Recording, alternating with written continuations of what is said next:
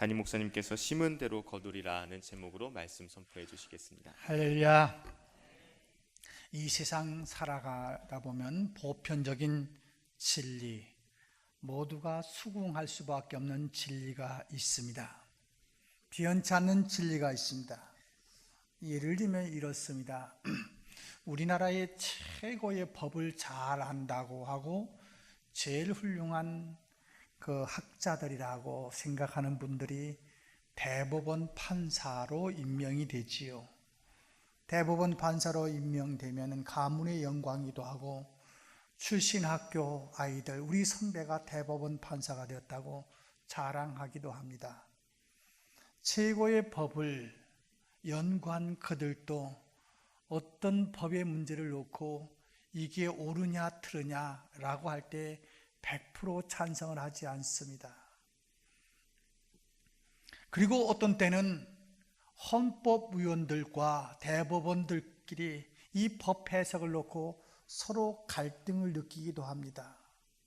최근에는 그래도 법을 가장 많이 잘한다고 하는 그 법률을 전공한 사람들이 만들었던 국회의원 그 지역 가르는 것에 대해서 헌법위원회에서 그것이 잘못되었다라고 판결이 나와가지고 국회의원들이 떨고 있다고 하는 이야기도 있습니다.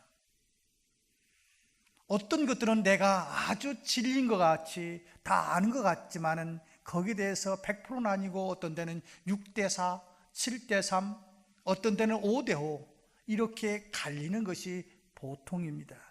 그런데 거의 90% 이상이 수긍할 수밖에 없고 어떤 때는 100% 수긍해야 될 보편적인 진리가 있습니다. 해가 동쪽에서 뜬다. 이 이야기에 대해서 지금까지 또 과학의 어떤 논리가 나올지는 모르겠습니다만 지금까지 그거에 대해서 반론을 피는 사람은 없습니다. 세상은 변화된다 라고 하는 데에 대해서도 이의를 제기하지 않습니다. 또한 사람에 따라서 어떤 사람은 60세, 어떤 사람 70세 살지만은 사람은 다 죽는다고 하는 그 전제에 대해서 반론을 피는 사람은 없습니다. 이와 같이 보편적인 진리가 또 하나가 있습니다. 심은 대로 거둔다고 하는 법칙입니다. 하나님의 말씀 오늘 본문 7절에서 이렇게 말합니다. 스스로 속이지 말라. 하나님은 업신여김을 받지 아니하시나니 무엇으로 심든지 그대로 거두리라. 이 법칙은 우리가 잘 아는 법칙이요 쉽게 말하는 법칙이지만 깊은 의미가 있습니다. 진리가 담겨져 있습니다. 이 원리를 보세요. 먼저 모든 것을 심은 대로 거두게 된다는 겁니다. 자연이 그렇고 우리 인생사가 그렇습니다. 씨앗과 땅은 거짓말하지 않습니다. 무엇을 심었느냐에 따라서 땅은 그대로 생산해냅니다. 예수님께서도 말씀합니다. 그들의 열매로 그들을 알지니 가시나무에서 포도를 또는 엉겅퀴에서 무화과를 따겠느냐라고 이야기합니다. 자연은 거짓말하지 않습니다. 마찬가지로 우리가 심은 삶의 씨앗도 거짓말하지 않습니다.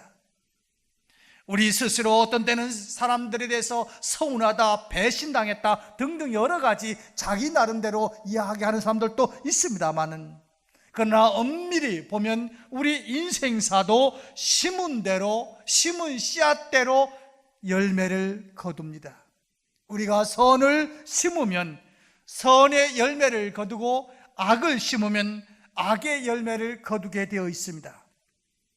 좋은 생각을 심으면 아름다운 행동을 거두고 아름다운 행동을 심으면 아름다운 좋은 습관을 거두고 좋은 습관을 거두면 좋은 성품을 거두게 되고 좋은 성품을 심으면 결국 인생의 승리의 열매를 거두게 됩니다.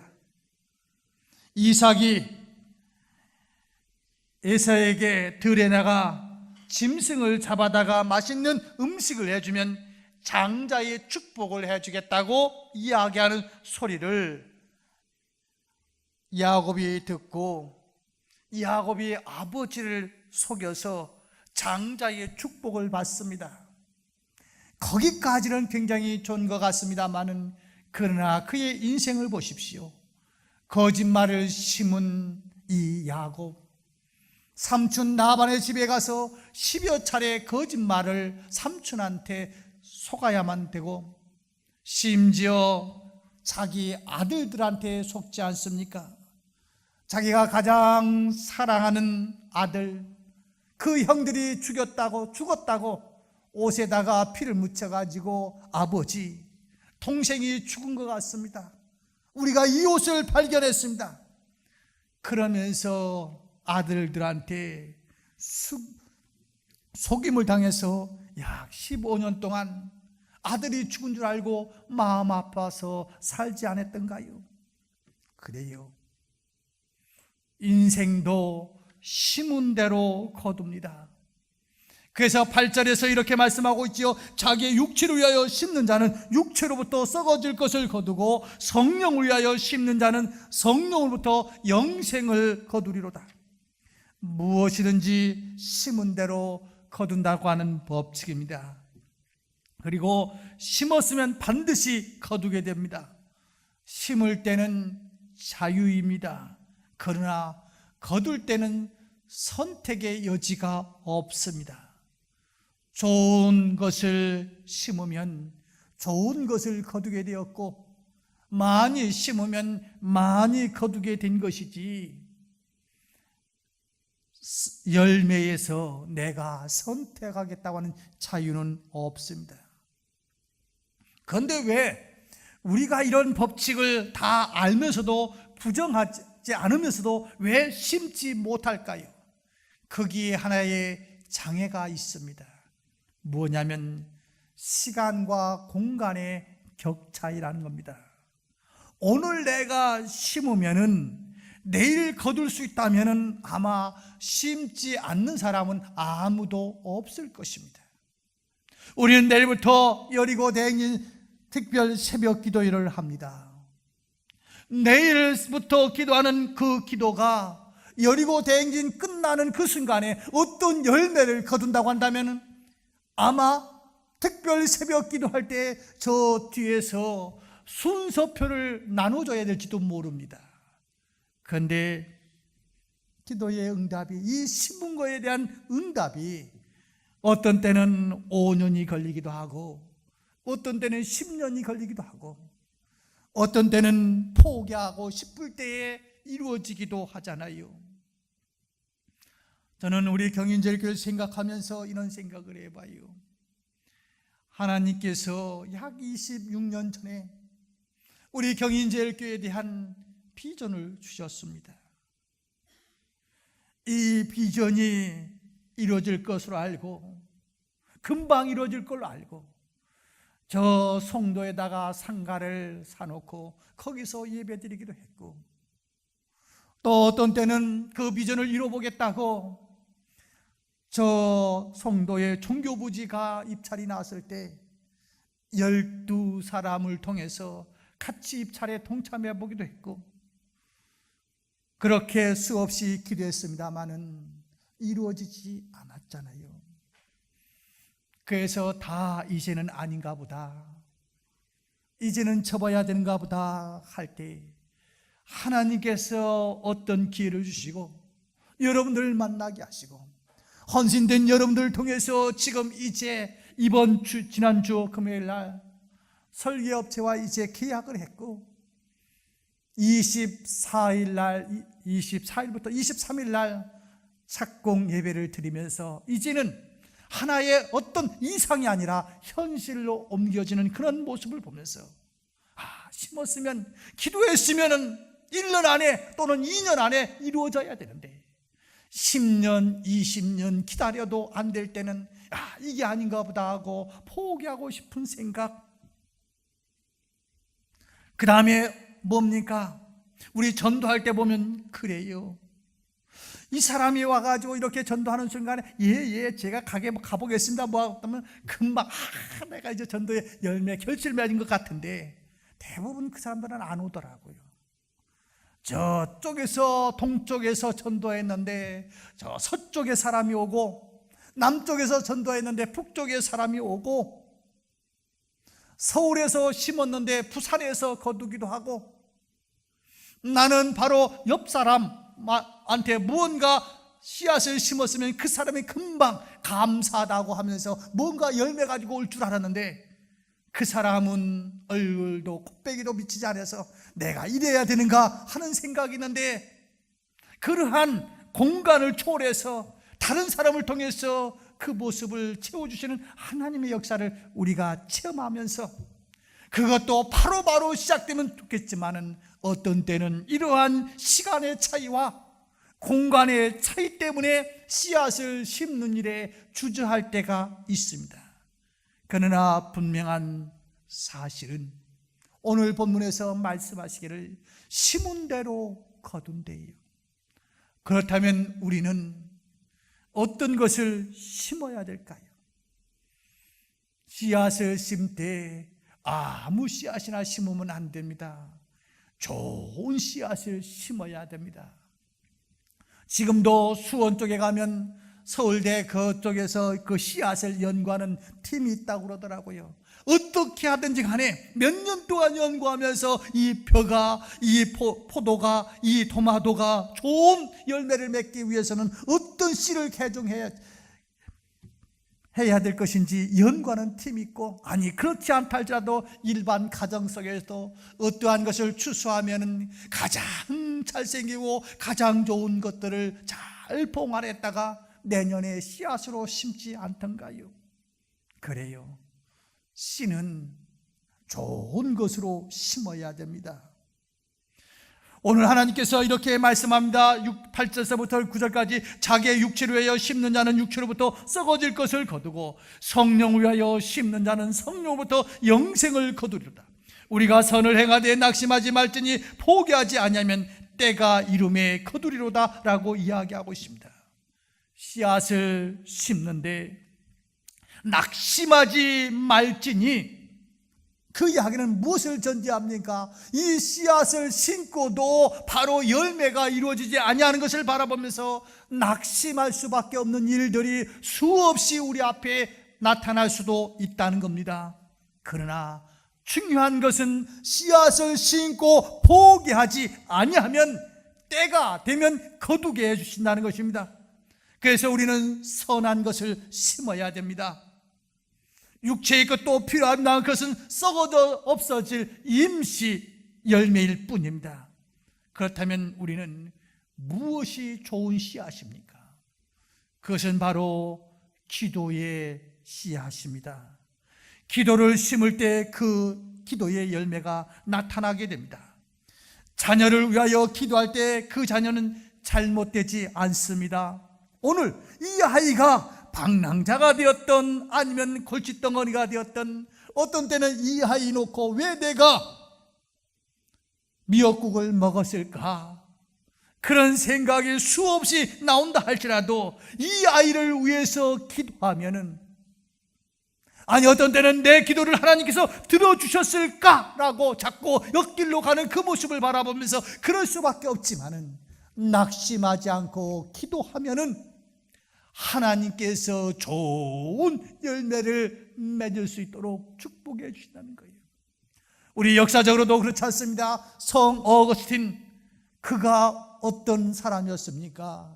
청소년기에 그저 이단에 빠지기도 하고, 그저 저 밖에 가서 아이도 나오기도 하고, 이렇게 저렇게 부모의 마음을 그저 그렇게 아프게 했던 그였지만은 15, 16년 동안 눈물로 기도했던 그 어머니의 기도가 결국 성인으로 되는 놀라운 역사, 그리고 참회록을 통해서 내가 과거를 생각하면서 어머니의 기도를 생각했던 그 기도가 한 사람을 변화시키는 놀라운 역사를 만들지 않았습니까?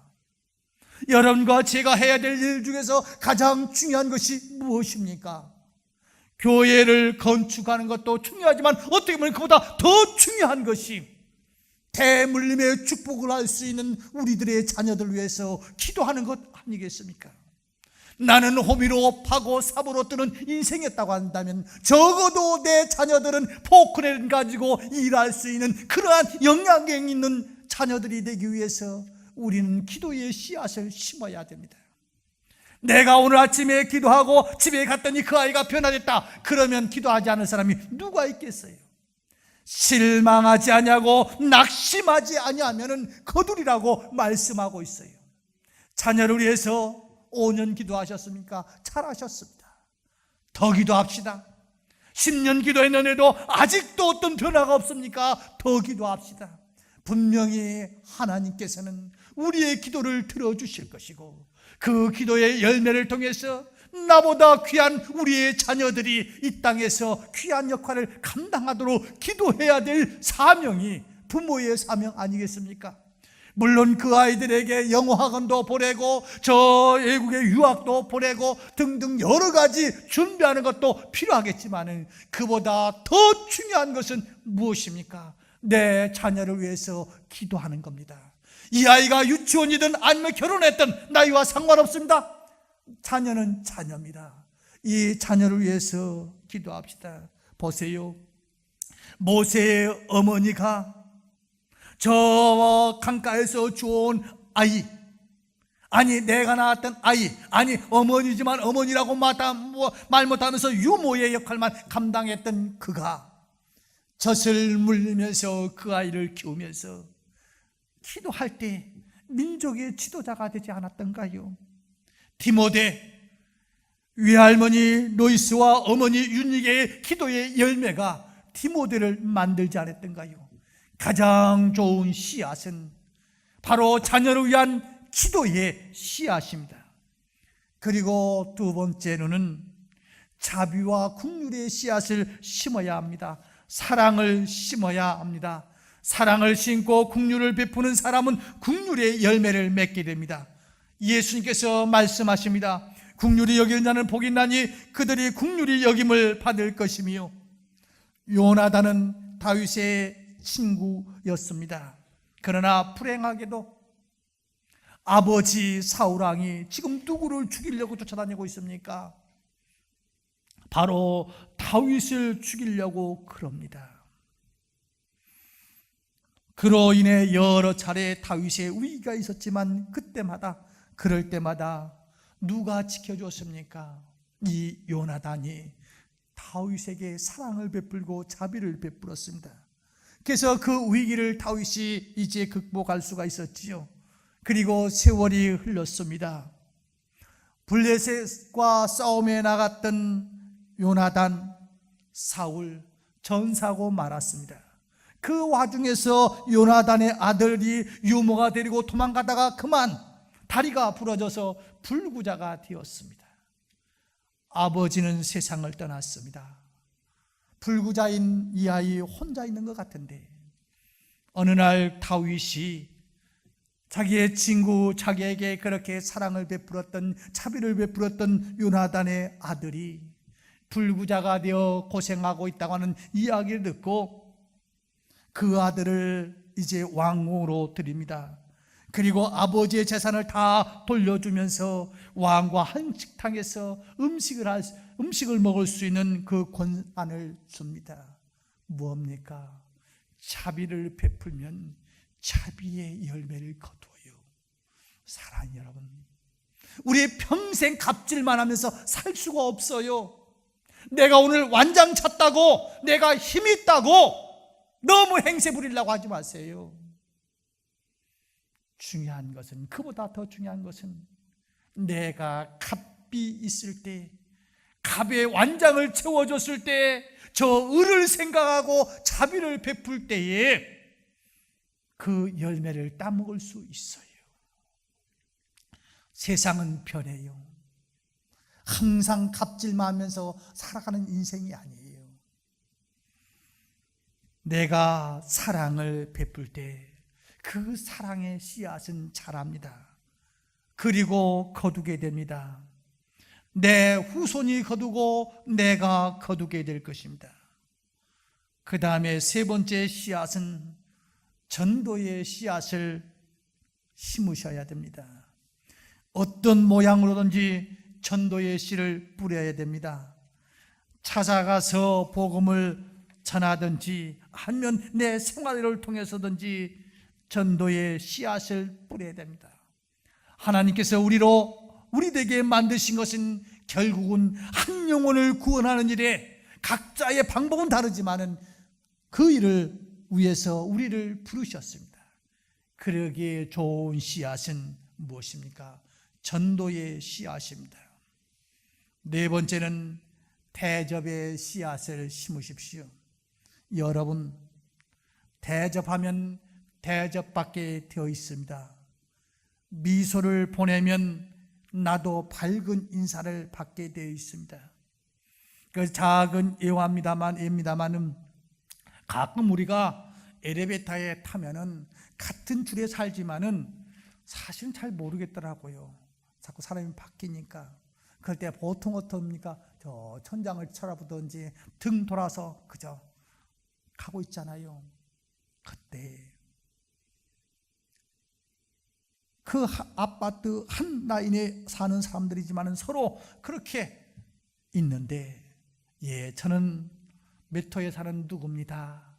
반갑습니다 하고 한번 인사해 보세요. 금방 그 사람이 웃으면서 다시 내가 한 인사 비슷하게 답변이 들어옵니다. 그래요.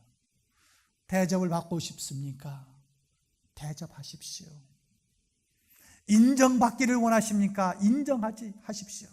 그런데 꼭 문제는 뭐냐면은 대접하지 않으면서 대접하지 않았다고 떠드는 사람들입니다. 당신들은 누구를 인정하지 않으면서 나를 인정하지 않았다고 떠드는 사람들입니다. 착각하지 마십시오. 심은 대로 거둡니다. 내가 대접하면은 대접을 받게 되었고, 내가 인사를 하면 인사받게 되었고, 내가 밥을 사면 밥을 다시 얻어먹게 되어 있고, 내가 돈을 쓰면 그 사람이 나를 위해서 무언가 선물을 다시 가져오게 되어 있습니다. 오늘 우리가 심어야 될 씨앗은 대접입니다. 그 다음에 심어야 될 씨앗이 또 하나 있습니다. 11조의 씨앗을 심으셔야 됩니다. 하나님께서 우리에게 분부하고 하나님의 마음은 하나님의 백성들이 풍성한 삶을 살기를 원하시는 것이 아버지의 마음입니다.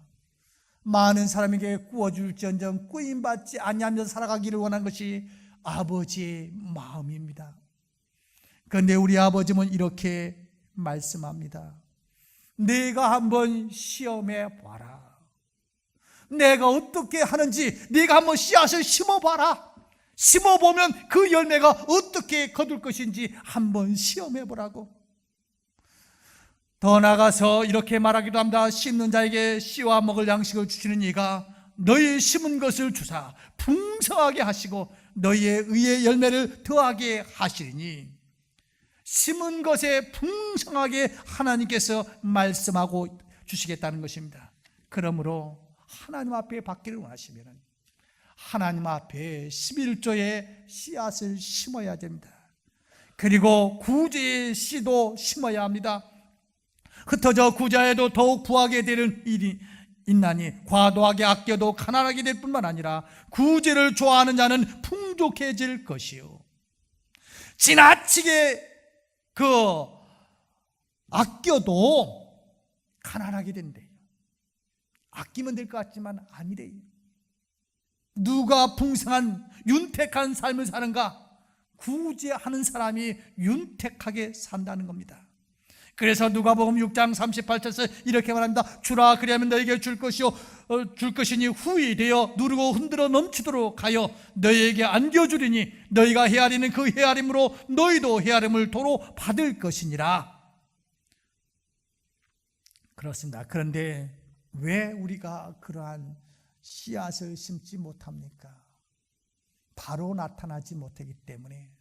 심은 씨앗이 바로 우미 나고 싹시 나고 열매를 맺는다면 그거 누구든지 할 수 있지요.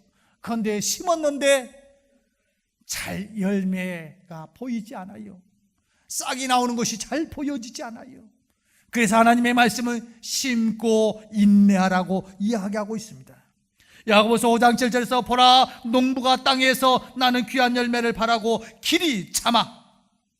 농부가 땅에서 나올 귀한 열매를 바라보면서 길이 참아 이른 비와 늦은 비를 기다리냐니라고 말씀하고 있습니다. 오늘 본문에서도 이렇게 말합니다. 우리가 선을 행하되 낙심하지 말지니 포기하지 않으면 때가 이르러 거두리라고 말씀하고 있습니다. 사랑하는 성도 여러분, 때가 되면 거둔대요. 인내하시래요. 조금만 참으래요. 그래서 시편 120편 6절 5절 이하에서 눈물 흘며 씨를 뿌리는 자는 기쁨으로 거두리로다. 울며 씨를 뿌리러 나간 자는 반드시 기쁨으로 그 곡식의 단을 가지고 돌아오리라 라고 이야기하고 있습니다. 그렇습니다. 우리가 이 땅에 살아가면서 씨를 뿌려야 되는데 그 씨를 잘 구분하면서 뿌려야 돼요. 하나는 하나님의 것과 내 것, 나의 일과 하나님의 일을 잘 구분하면서 씨를 뿌리면은 결국은 이겁니다. 심은 것보다 많이 거둔다는 겁니다. 예수님께서 말씀하시기를 좋은 땅에 뿌려졌다는 것은 말씀을 듣고 깨닫는 자니 결실하여 어떤 것은 100배, 어떤 것은 60배, 어떤 것은 30배가 되느니라 라고 말씀하고 있습니다. 사랑하는 성도 여러분, 우리는 가을철 추수의 계절에 와 있습니다. 오늘 혹시 거둘 것이 없다고 한숨 쉬고 있습니까? 괜찮아요. 다시 씨앗을 심으면 돼요. 사람에게 거둘 것은 사람에게 심고, 하나님 앞에 거두기를 원하면 하나님 앞에 심고, 자식을 통해서 거두기를 원하면 자식한테 심으면 돼요. 그런데 가장 중요한 것은 뭡니까? 기도로 심는 겁니다. 다른 것은 능력이 없고 힘이 없어서 못하지만 기도로 심는 것은 무엇이든지 누구든지 다 할 수 있습니다. 우리는 내일부터 다시 여리고 대행진 특별 새벽 기도를 시작하고자 합니다. 나를 위해서는 자녀들을 위해서 기도합시다. 하나님 나라를 위해서는 교회 건축, 성전 건축을 위해서 함께 기도합시다. 그래서 이 땅뿐만 아니라 하늘나라에서까지도 축복의 주인공으로 함께 만나는 그것을 바라보면서 함께 기도에 동참해 줄 수 있는 여러분들이 되시기를 주의 이름으로 부탁을 드립니다. 기도하겠습니다. 하나님 아버지, 심은 대로 거두게 하시는 하나님의 진리 앞에 서 있습니다. 주님, 저희들 기도로 심는 것이 무엇보다도 중요하기에 내일 새벽부터 이제 기도에 동참하여 기도로 귀한 것을 심고자 합니다. 가깝게는 내 자녀들을 위해서 기도로 심고, 또 내 교회의 성전 건축을 위해서 기도로 심으며, 더 나아가서는 저 세계의 열방을 우리에게 주옵소서, 나에게 주옵소서, 내 선교 지역으로 허락해달라고 기도하기를 원합니다. 하나님, 인내하며 기도할 수 있도록 도와주옵소서. 예수님의 이름으로 기도드리옵나이다. 아멘.